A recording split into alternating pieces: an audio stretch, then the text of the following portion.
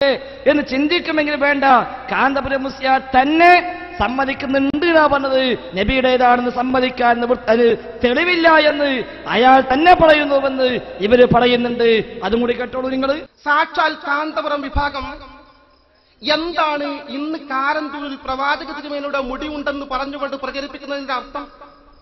അതിന്റെ നിജസ്ഥിതി എന്താണ്?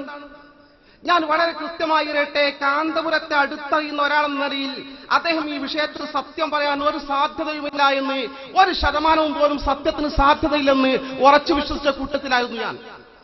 അത് ബോധ്യപ്പെടാൻ വേണ്ടി അതിന്റെ കൃത്യമായ ഒരു വിശദീകരണം അനിവാര്യമായ സാഹചര്യത്തിൽ സുന്നത്ത് ജമാഅത്തിന്റെ പ്രതിയോഗികൾ ക്യാമ്പുകൾ ചോദിക്കും, കാരന്തൂർ മർക്കസിൽ പ്രവാചക തിരുമേനിയുടെ മുടിയുണ്ടല്ലോ, നിങ്ങൾക്ക് എന്താണ് അതിനെക്കുറിച്ചുള്ള അഭിപ്രായം എന്ന് പറയുമ്പോൾ നമുക്ക് കൃത്യമായി മറുപടി പറയാൻ ആദർശ രംഗത്തെ പ്രശ്നമായതുകൊണ്ട് പ്രയാസം വന്ന സാഹചര്യത്തിൽ അത് തുടർന്നു. ഞാൻ ഓർക്കുകയാണ്, വേങ്ങരൽ ക്യാമ്പിൽ ഇതേ ചോദ്യം ഉയർന്നു വന്നു. കാരന്തൂരിൽ പ്രവാചക തിരുമേനിയുടെ മുടിയുണ്ടെന്നതിനെ കുറിച്ച് നിങ്ങൾ എന്ത് പറയുന്നു? ഞാൻ മറുപടി പറയാൻ ഇങ്ങനെ വിഷമിക്കുന്ന സാഹചര്യത്തിൽ സ്റ്റേജിലുണ്ടായിരുന്ന മുസ്തഫൽ ഫൈസി എഴുന്നേറ്റ് പറഞ്ഞു, അത് കാന്തപുരത്തിന്റെ മുടിയായിരിക്കും. കാരണം അദ്ദേഹത്തിന് നമ്മളെക്കാളും കാന്തപുരത്തിന് കൂടുതൽ അറിയാം. ഇതിന്റെ കൃത്യസ്ഥിതി അറിയാൻ വേണ്ടി ടെലഫോണിൽ ഞാൻ ഇന്നയാളാണെന്ന് പറഞ്ഞുകൊണ്ട് കോഴിക്കോട് SKSSന്റെ സംസ്ഥാന ഓഫീസിൽ നിന്ന് കാന്തപുരത്ത് വിളിച്ചന്വേഷിച്ചു. ആദർശ രംഗത്തെ പ്രശ്നമായതുകൊണ്ട് ഇതിന്റെ നിജസ്ഥിതി മനസ്സിലാക്കാൻ കാന്തപുരത്തിന് കിട്ടിയാൽ കുഴപ്പമില്ല. അവർ ഓഫീസിൽ പറഞ്ഞു, ഇവിടെ കാന്തപുരം സ്ഥലത്തില്ല. ജനറൽ മാനേജർ അദ്ദേഹത്തിന്റെ മരുമകൻ സി മുഹമ്മദ് ഫൈസിന്റെ അദ്ദേഹത്തിന് ടെലഫോൺ കൊടുക്കാം. അദ്ദേഹം ടെലഫോൺ വാങ്ങി. ഞാൻ വിഷയം പറഞ്ഞു, ആദർശ രംഗത്ത് വലിയ പ്രശ്നമുണ്ട്. കാരണം ലോകത്ത് പ്രവാചക തിരുമേനി സ്വല്ലല്ലാഹു അലൈഹി വസല്ലം മുടി എവിടെയൊക്കെ ഉണ്ട് എന്ന് ലോകത്ത് അറിയപ്പെട്ടതാണ്. ഒന്ന് വെല്ലൂരിലുണ്ട്, ഒന്ന് കശ്മീർ ഹസ്രത്ത് ബാൽ മസ്ജിദിലുണ്ട്, സുഡാനിലുണ്ട്. അതിനൊക്കെ കൃത്യമായി പരമ്പരകളുണ്ട്, സിൽസിലകളുണ്ട്. ഇവിടെ കാരന്തൂരിൽ എവിടെ നിന്ന് മുടി വന്നു? ഇത് കൃത്യമായി അറിയപ്പെടേണ്ട വിഷയമല്ലേ? ചോദിക്കുന്നുണ്ട്. ആദർശ രംഗത്ത് നമുക്ക് മറുപടി പറയാനുള്ളത് കൊണ്ട് അതിനെക്കുറിച്ച് വിശദീകരണം തരണം.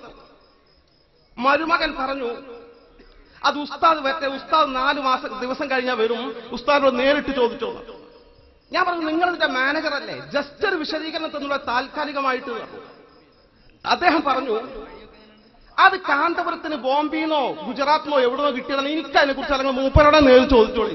അപ്പൊ സാക്ഷാൽ മരുമകൻ ജനറൽ മാനേജർ സി മുഹമ്മദ് ഫൈസിക്ക് ആ മുടിയിൽ വിശ്വാസമാണ്. എനിക്ക് അപ്പൊ തന്നെ മനസ്സിലായി. 4 ദിവസം കഴിഞ്ഞു.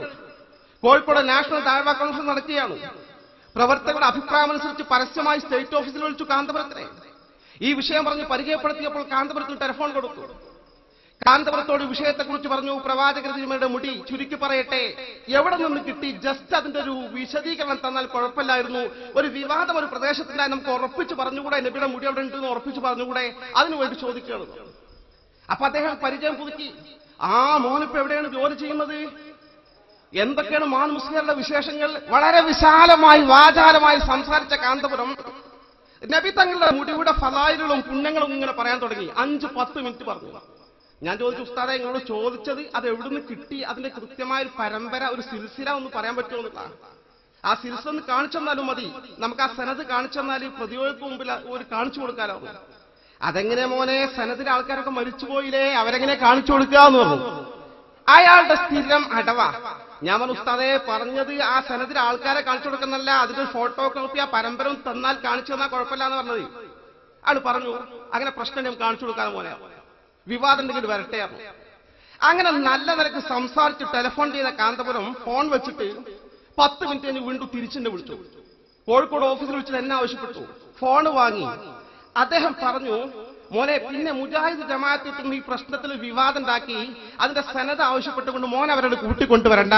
കാരണം അവരെ കൂട്ടിക്കൊണ്ടുവന്നിട്ട് കാര്യമില്ല, അവരൊന്നും എത്ര സത്യം പറഞ്ഞാലും മനസ്സിലാക്കാത്ത വിഭാഗമാണ്. പിന്നെ ഇതിന്റെ സനതൊന്നും ആവശ്യപ്പെടേണ്ട ആ വിഷയമല്ല, അതൊരു തബറുക്കിന്റെ വിഷയമല്ലേ. ഇഷ്ടവിശ്വാസമുള്ള ആൾക്കാർ വിശ്വസിച്ചോട്ടെ, ബർക്കത്തെടുത്തോട്ടെ, അല്ലാത്ത ആളുകൾ ബർക്കത്തെടുക്കാൻ വരേണ്ട എന്ന് പറഞ്ഞുകൊണ്ട് ആദരണീയരായ അഷ്റഫുൽ ഖൽഖ് മുഹമ്മദ് മുസ്തഫ സ്വല്ലല്ലാഹു അലൈഹി വസല്ലമയുടെ വിശുദ്ധമായ മുടി എവിടെ നിന്ന് എന്ന് ഈ നിമിഷം വരെ പറയാൻ തയ്യാറാകാത്ത കാന്തപുരം ഇക്കഴിഞ്ഞ റബീഉൽ അവ്വലും ആ മുടിയിട്ട വെള്ളം വ്യാജമായ മുടി ഇട്ട് ജനങ്ങളെ വഞ്ചിച്ചുകൊണ്ടിരിക്കുക. എല്ലാത്തിനും തട്ടിപ്പ്. അപ്പൊ എന്താ പറഞ്ഞത്? കാന്തപുരം മുസ്ലിയാർ തന്നെ അതുമായി ബന്ധപ്പെട്ട വിശദീകരണമാണ്.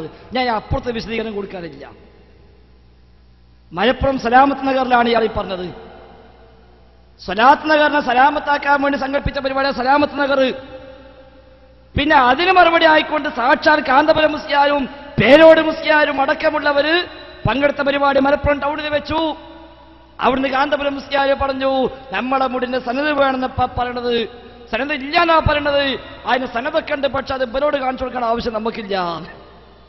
വല്ല സനതും ഉണ്ടെങ്കിൽ അയാൾ പറയാതിരിക്കോ? എല്ലാ പത്രത്തിലും ഫസ്റ്റ് പേജിൽ ഫോട്ടോഷാറ്റ് കൊടുക്കൂലേ? ഇല്ലാത്തത് കൊടുക്കാത്ത. കാരണം ഹമീദ് ബസ് എന്നൊരു ചോദ്യം ചോദിച്ചിരുന്നു. ചില സ്ഥലത്തൊക്കെ മുടിണ്ട്, നമ്മൾ കേട്ടല്ലോ. വെല്ലൂരുണ്ട്, എന്താ കാരണം പറയാൻ കാണിച്ചാൽ എന്താന്നുള്ളത്.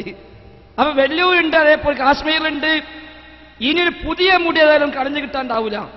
അപ്പൊ എല്ലാ സ്ഥലത്തുനിന്നും മുടി കൊണ്ടുവരണം. ഉള്ള സ്ഥലത്തുനിന്ന് കൊടുന്നാ പിന്നെ അവിടെ ഇല്ലാതാവും. എങ്കിൽ എവിടെയാ ഇല്ലാതായത് എന്ന് ഇയാൾ ചോദിച്ചിരുന്നു. അപ്പൊ അതിന് മറുപടി പറയേണ്ടി വരും. അതുകൊണ്ട് കാന്തപുരം മുസ്ലിയാരെ പറഞ്ഞ് നമ്മളെ സ്ഥാനത്ത് ഓല കാണിച്ചു കൊടുക്കേണ്ട ആവശ്യമൊന്നുമില്ല.